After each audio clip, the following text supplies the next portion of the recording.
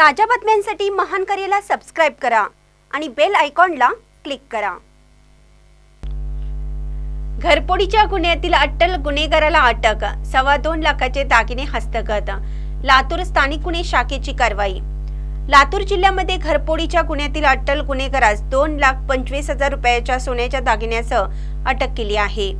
घरफोडीचे 3 गुन्हे व पोलिसांवर चाकू हल्ला केल्याचा एक गुन्हा उघडकीस आला आहे। ही कारवाई स्थानिक गुन्हे शाखेने केली आहे। लातूर जिल्ह्यातील वेगवेगळ्या पोलीस ठाणे हद्दीमध्ये रात्रीच्या वेळी राहत्या घराचा कडी-कोंडा तोडून घरफोडीच्या घटना घडल्या होत्या। त्यावरून जिल्ह्यातील वेगवेगळ्या पोलीस स्टेशनला घरफोडीचे गुन्हे दाखल करण्यात आले होते। सदरचे गुन्हे उघडकीस आणण्याबाबत पोलीस अधीक्षक सोमय मुंडे यांनी आदेशित केलं होतं।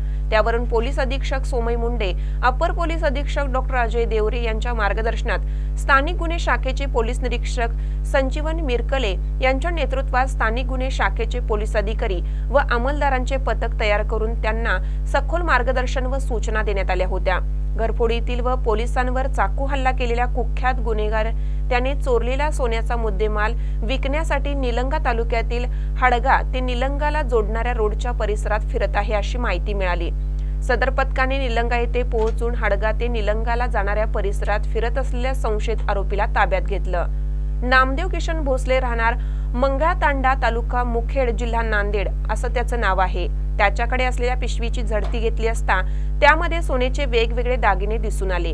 त्याबाबत त्याच्याकडे विचारलं असता त्याने त्याच्या इतर आणखी 2 साथीदारांसह मिळून लातूर जिल्ह्यातील वेगवेगळ्या पोलीस ठाण्याच्या हद्दीमध्ये घरफोडीचे गुन्हे केल्याचे व त्या गुन्ह्यामध्ये चोरलेला त्याच्या वाट्याला आलेल्या सोन्याचा दागिन्याचा मुद्देमाल व रोख रक्कम असल्याचं कबूल केलं। आरोपीस त्यांनी इतर साथीदारांच्या सोबत चोरलेल्या 90 ग्रॅम सोन्याचे दागिने 2,25,000 रुपयांच्या मुद्देमालासह हस्तगत केला असून त्याच्यासोबत असलेल्या फरार आरोपी साथीदारांचा शोध सुरू आहे। महानकर न्यूजसाठी सतीश चंदे, लातूर।